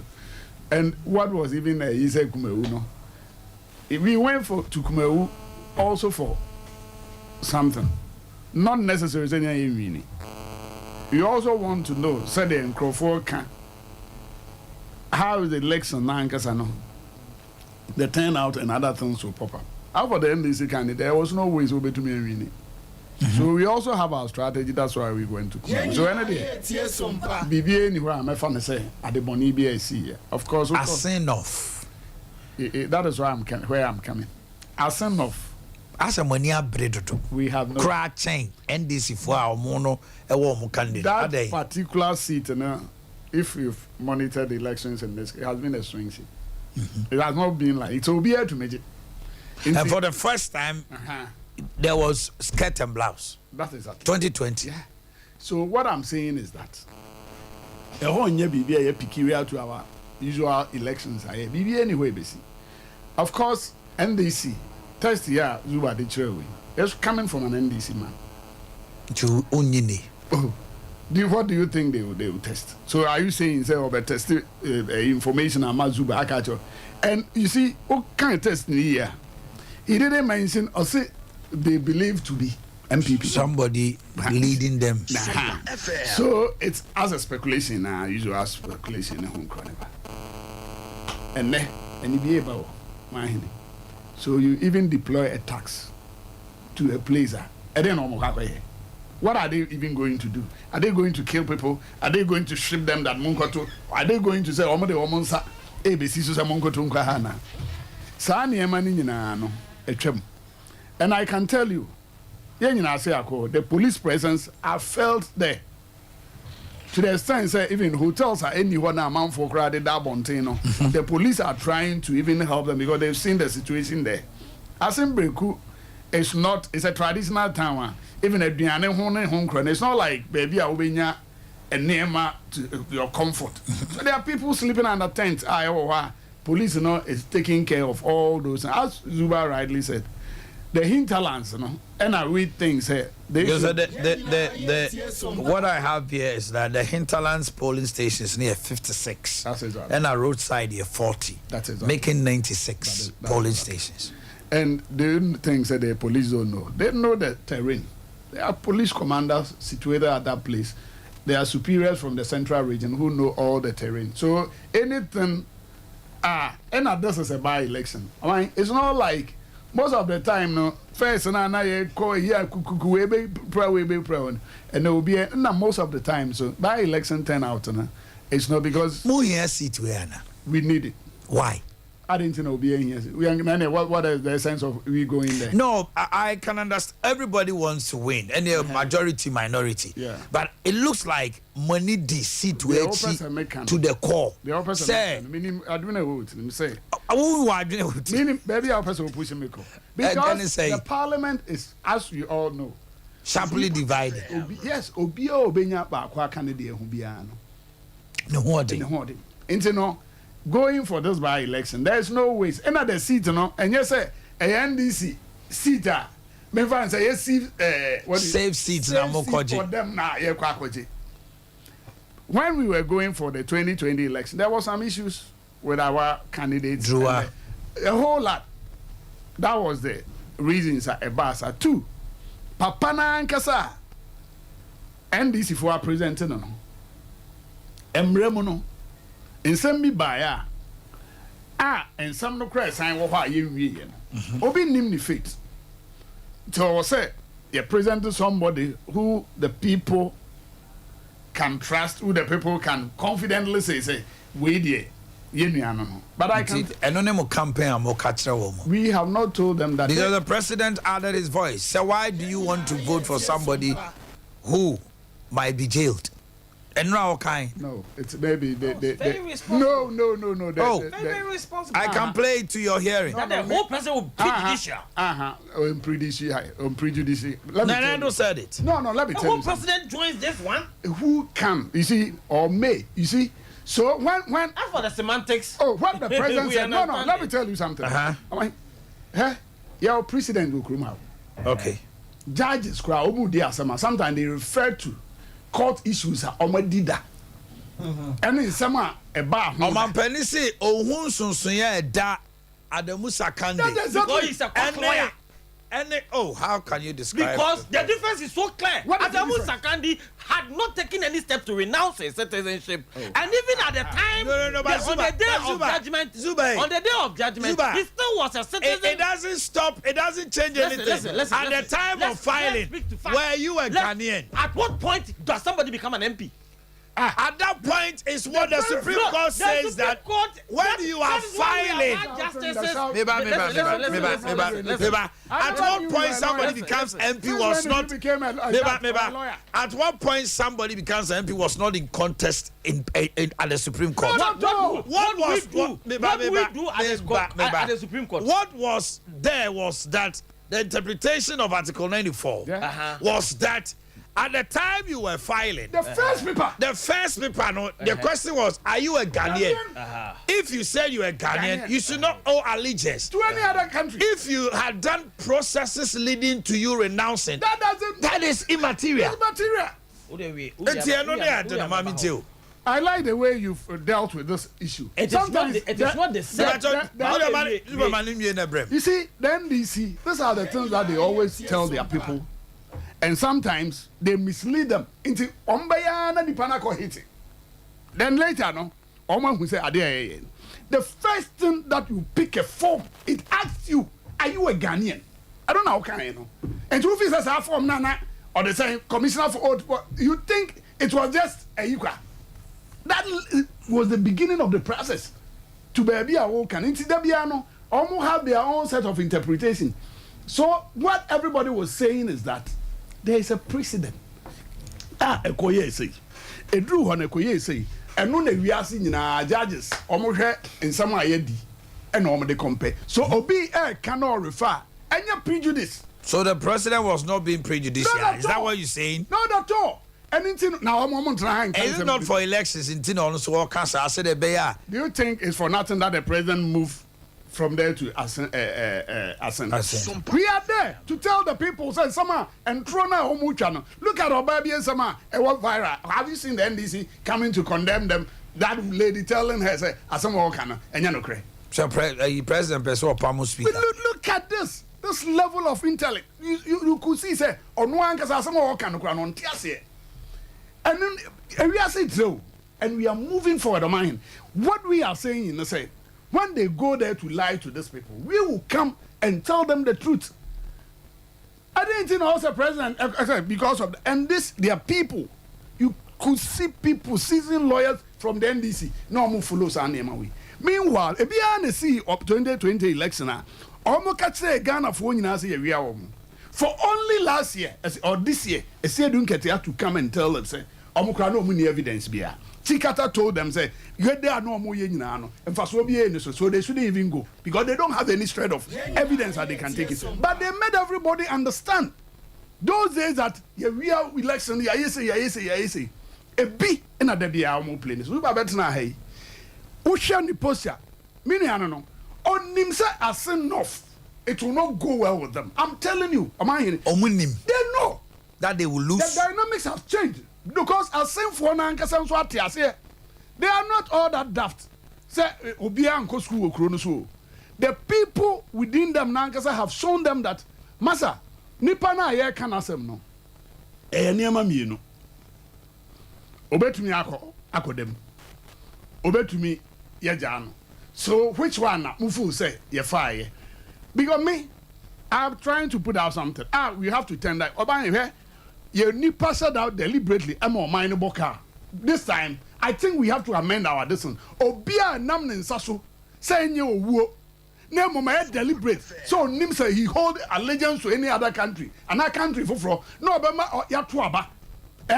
No Obama yatu swaba na sa asem de bebano. I think going forward, we have to amend that law. Okay, but let me land with this. Quickly land Nami Jaka Kalamimra Subaho. Let me land with this. The air can say, Jetty question.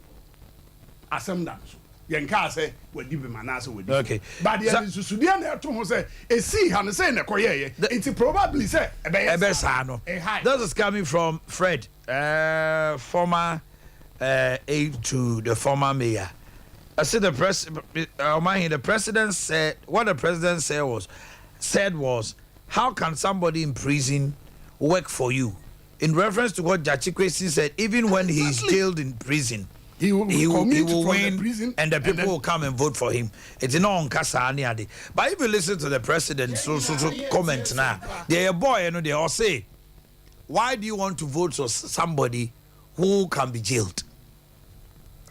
That's because president is saying that in contest, CBC also there's no difference between Adamu Sakadi and Zuba Fi say there's a difference. My members is here. No Zuba so follow the Embra. Let's set the record straight here. Miso drink and 5G, Mr. Moa. Which now baby I'll be biato. Where your wedding engagement outdoor in a miso no your mango near one mixed fruit. Mr. Kama papa. Wow, ton drinks no nipen in Ajia to Muntiusu Toby. Manager Daniel 21st clinic. Be kind supermarket sister say wa bawa post office. Anumanye. Mama Esther ewo asumnia adomni asumje Junction. Baptist University ena PNC Ventures Anumanye Taxation. Yene Charity Hospital di hwanimu. Nasachi Enterprise for Asafo Abinchi directly opposite VIP car park honomo. Fred 0246 270 221 0246 270 221 and 0558 106348 0558 106340. Oba Sompa Hanoma first floor so ubenya bi ato Utiasika Rural Bank yenio bank papa no current accounts savings or jifosusu infant trust minor account mo frank to kyerɛ abɔfra sɛ de osisi esua sɛ ɔbɛtumi asie sika fix deposit a interest ɛwɔ soso woyɛ adwumayɛni a salary loans wɔ hɔ salary advances otuase kan fast track loan papapa na wokɔ mɔkam ho abɔ mu sɛ eku a moba yɛtumi ma mo loans a wohia guarantor hia collateral with low interest saa na meka kyerɛ sɛ money transfer services ahodoɔ nyina da yɛyɛ Ghana Pay mobile momo money e-switch Western Union bibia your head office here Kofi Ase your number is 0504 842-957 0504 842-957 Ubehuya Wabampon Edrasi Pebo Kroma Bofo Macro Yane Historic Adventist Hospital Ding Renimum in King Kenso Swami Market and Dr. Mensa so Lanza Chemist Building Nimoa Ubehuya 3 Herbal Center you did a 3 eco capsules aba Cocoatna was what Chaujo 1 year no pay me slow Bomodana so when you 3 eco capsules waste space a sipal na coco nasi na ensa so ema yemun team ye no enka ti wutumi nom kwa adwuma ye bibia 0546 107 107 0546 107 107 Kennedy Digital Satellite from 70-inch TV to 65 satellite smart and a also ye curve what the old other so air conditioner papa 1.5 2.0 2.5 probably dying your chest freezers akese a ye bie so ba ko mienu miesa na wo de ye business fufu pounding machine ye wo de wa wo fie ele de wo de ye commercial ankrofo be yam fufuo na wo ji sika so we machine ye wo home if ye de ade pam kwala nema any industrial use akese washing machine ye wo de obetima bie laundry ankrofo be sinema ene wo de wa de ko fie oba home appliance any nema hodo nyina bi dia air conditioner TVs here. The name is Kennedy Digital Satellite. And can wager Kokrobite Junction traffic light Nasiwa Ubehuyen Kumase Adum your family plaza your Ben Boss FM Patasiso Adum House Building your Ben Depot Kennedy Junction Freyene number no 020 765 3031 020 765 3031 and 0244 385128 0244 385128 also and I bet now was so in fear saying what I would not what chili to two or honami oboho when is to brew who did the and yam ye now bojo chiwa symptoms of ulcer is it peptic gastric duodenal GERD acid reflux H pylori what the Dimpa Natural Health Clinic Dimpa National Health Clinic specialist in stomach ulcer treatment yedim fidie be fa uni pedua ni mu atwefi yedim fidie be to so ne ehunu ba bia wo local and foreign natural herbal products and yedidi dwuma your number is 0245 118434 0245 118434 abrante ya omudin ye yi as wo ya sefu say donko na limba wow no we what's it we nyini but help to Fuseni nyina say no be 0246 744 0246 744 second floor wireless towers the champ so mention health insurance scheme honma Trinity of Arc Limited Company Odofu bi peso tukwan kwa manani anoa ya the Canadian Review Health Delivery System aba ya do ko Canada 1 year na wa kosuku akosua ento aso na afa wi a utumi adwuma hospital bia ya sise no danso American North or South Europe diploma bachelor opeso your masters o the answer abeda o ye obi a footballer o sports visa obi a o ye adwumayeni opeso ko Romania na ko di dwuma your caregivers mechanic farmers bankers plumbers teachers forklift operators o ye Tyler we are construction worker, we are cleaner. You do call Romania. I just send gentleman mo akudi djuma. What the answer over fresh 0531 644 217. Adwa to Masalachi and I'll be here or Honma Report Junction 0531 644 217 and 0205 572076. Nabibia Air Coso Leicester Ghana Limited. You see near my the Yaz washing powder in this year. Nabibia the white, blue, green. After toothpaste no whitening herbal paste no. Yeah, they are bed just so sanitary parts no homa money na.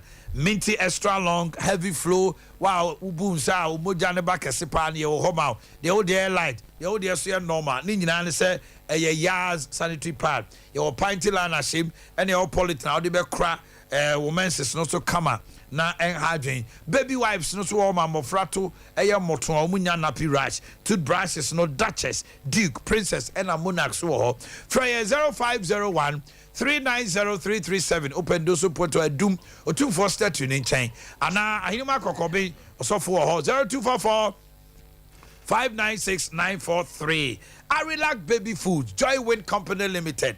Yeah, the rice with milk abankwalano, rice with banana, milk for 4 months plus, and a wheat semolina, ani. No so rice with vegetables, 7 cereals with milk. Maubanu ni diye, no didia a Joy Wind, Arilac Baby Food. Yes, our bottle food, rice pudding. Egg custard creamy porridge for 4 months plus babies. Freya is open doso poto will be out on baby foods. Our number is 0244 717082. Kwalani nyina diatum 0244 717082 and 0501 150912. Joy Wind Company Limited. And I may come for Adea Akye no pay. Permission heba mesha. Yi yade ni nyina free ni peduanim. Afei bo ho modern e ma otumi di die obo aduane no ase wonte de wa ase obo fron no permission heba mesha. Oba no so hia famike yi candidiatis. Eyi yare ne how nyina ne carbon free wase. Afei mama o menses no so gina ye. Afei berryman so ma o gina wo na so bo adwuma e ma bibia koye. Ampaba mi konkoli obuase kwaso eho na yewo frey 0555 388 046 0555 388 046 because just tsunami compare spices there a sankofa spices yewo garlic yewo ginger yewo pepper akakadro hwenten asuru se formisa ye de chinam ho na odia ye de ye aduane a utim se unya yare bia 8 varieties and a woodjaso konekojo there the herbal gynecologist Amuzu Herbal Clinic obema na to form say team osese unguye ni se obema wu ka ho ko na yemfa mfidie sisi wo so ye wo ultrasound scan ultramodern laboratory ahodo stomach ulcer typhoid say yade bi na wakote no obada e wan she rubber obema no nkwamo ne wo form low sperm count afel prostate peja na peja usisi twawoje oni obada ya 2 minutes na waje mu a Dr. Amusu the gynecologist the herbal gynecologist oba club 600 tafo ye Bemoro market enkanchi mota Christian village yene Pima filling station and Asunyani area 3 0247 776743 0247 776743 Dr. Amusu mawuji chalo na bibia akọ wana ejije mso ho no makan wie your destination travel services ya wasokori mampon ha ya ye ne Rural Bank ne di hwani mu open visa bra Canada USA UK European country bia Asia Australia Turkey open so okokwan so your business visa ibetima 10 years amawa ofa our passport ana abaso kofa niema afida o twen visa debi students undergrads postgraduate diploma obeso kwa abrochi ko suande o ye nurse obeso kwa adwuma abrochi work permit any bibia nche say e wo ho your destination travel or see reaching service assured ebu okra bia obeso ke kan okru ho mo ye o no Michael holidays we nyina ye kabo man ne de wo sene number no ne 0257 298-084 0257-298-084 and 0206 748-767 na bibia dadi Joe Appel Electricals electricity no get leg na Joe Appel where they carry am go signal cables papa wires papa 2.5 meters I connect to air conditioner and ye enshare yenya yenya wires ni na heat resistant nyasa anka Ghana Standard Authority informansa eno asensio simso ye 1.5 millimeter copper 2.5 a copper 16 millimeters a Japan house yani MTN PZ branch ni din hwani mu RCC taxi rank one ma frey 0246 905-898 0246 905-898 and 0543 934550. Zuba, mami too. Yeah. I dream one in the pub on the seminar man for person who took 1 year. Why I want to so Ombeto Abama. Yes, That's Abia election strategy. A part of MPP election strategy. Now, I'm realize there who say, oh, hey, MPP strong. Would be because I am swing be obwa. For data. Now, Kakwa the Japan constituency. Yeah. And they have been winning. Until Omuche. What I say, you create elections, you create your constituency. There is only one time in this year winning. 2020. You're too about. You're crazy. Vote. OBT both John Mahama and Akufo-Addo as candidates. Unim. Debut. Another one. Oh, he won presidential. Yeah, but the vote was about 20 something. OBT Jachikra. On your now you had 25,000. Jachi BT MPP candidate Drua. And John Mahama. I say John Mahama. Listen. Yeah, cheap crazy. Papa. If any dizzy crazy. Come come time commission. This is commission. Oh, yeah, this is commissioner. This is commission one. The whole last in the area. Okay. Na ni papa na ye nyuma papa. Ede asetena pa bre monfo na wo asen. Sompa FM. Ni maame di hima obreku no. Ni maame no so e ma manfo so e wo krom ho no. Ediye ma etra breku kro no. Ena otu kwan kwatena aboche ono jesi kwesi na nkasa otu kwan kwa aboche no. Wa ma na ni nsu emfri. Enne ma na ne papa ye ma embra na ote aze no. Ena onya aban tumi no. Wo sha ase wo ye ya eti ama no ho do e wo kro no mo no. Soko. That is what is doing the magic for the NDC. Not that NDC wants that. MPP so. But the figure just crazy, you know. That is what Omo hunu. Say just crazy ni the way na hwe anye and omo de hu e de to omo na ya okoma.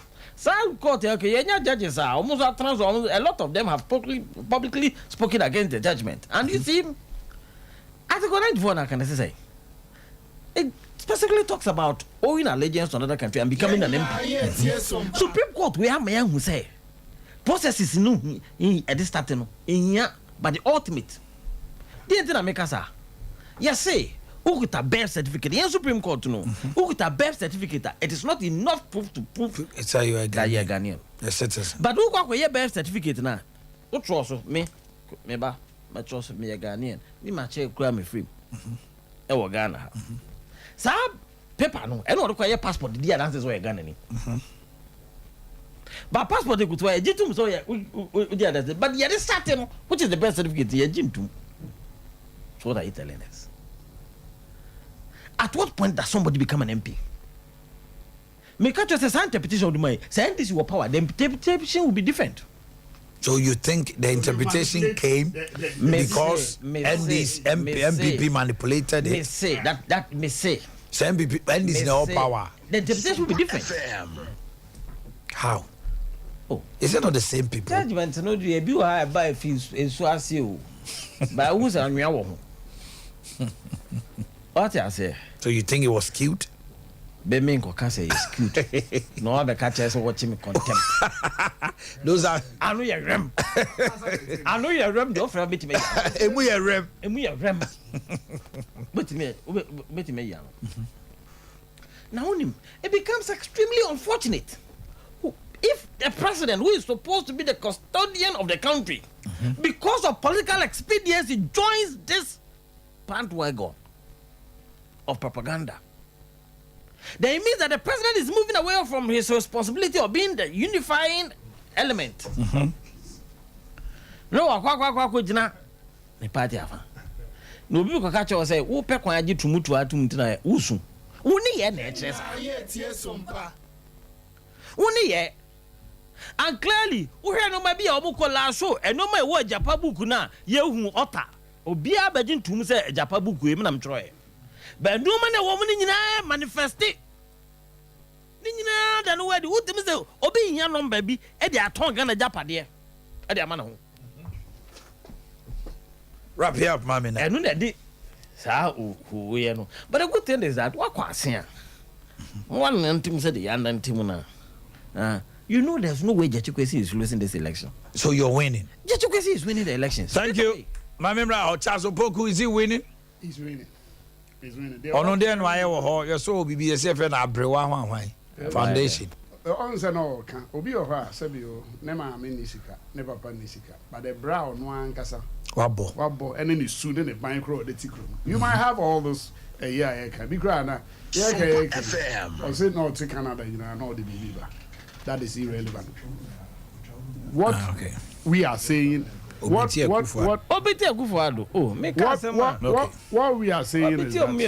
we are saying is that this is a by-election that has been characterized by somebody who has lied to the state. Do you know, say, the constituency for no unravel, Emma almost disqualifying. Or call even central region, they're disqualifying. Omo party no, until he went to the national. And now you know, as usual, you say don't get here, and then call for call and consider. Do you think it's for nothing that his own party, at the constituency level, they unravel this mystery around him? Omono can here. They prompt them. It is a Zuba Babatnaha. No, Kase. It will be in the air. It's the same thing. And okay, so the results is this. Nanado had 16,067. Your mama had 15,014. And Jachikwesi had 17,498. As against Drua 14,000. So about 3,000 votes. So Jachikwesi beat Kufuado, John Mama, and everybody. And yes, he can. Let's. Hey, or do I need Papa Tre?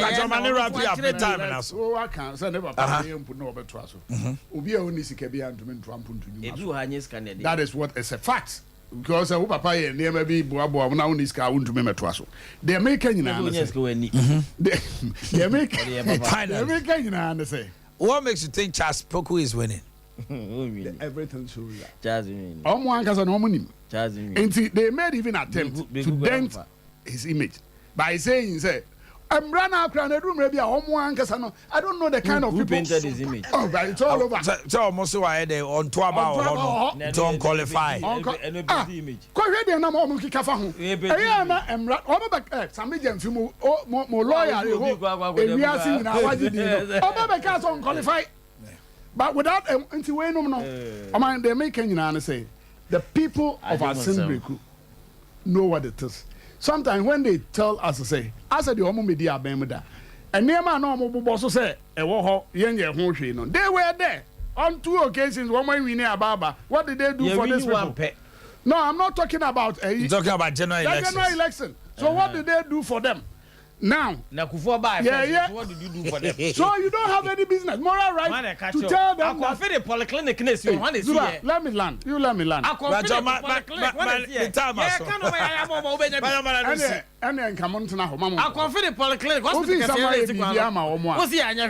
NBC always starts with to travel, and they conscientize the minds of the people so that in case they lose, then they have justification. The interview I say didn't get there. They always want to blame the police.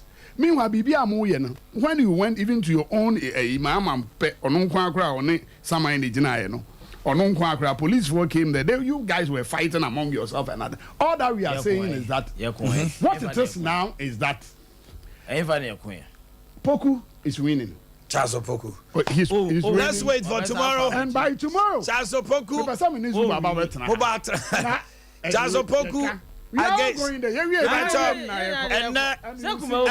Archbishop Victor say, and Bishop Victor say birthday. Bishop Victor say, family chapel, Bishop international, and Wawada. Sour to perfume. Very nice. I do pepper perfume. Sending you an Isaac or say, say that I'm going to be MP for some good in the mass of Mampin. There's a bishop. Tony Sack, sorry, but church elder or see him out Trin Kwapa na Bibia M. Kosu Kama. Dr. Reverend Bishop Victor say, Adebu Papa will. I suffer for the bill. We to be a Akorabonnia.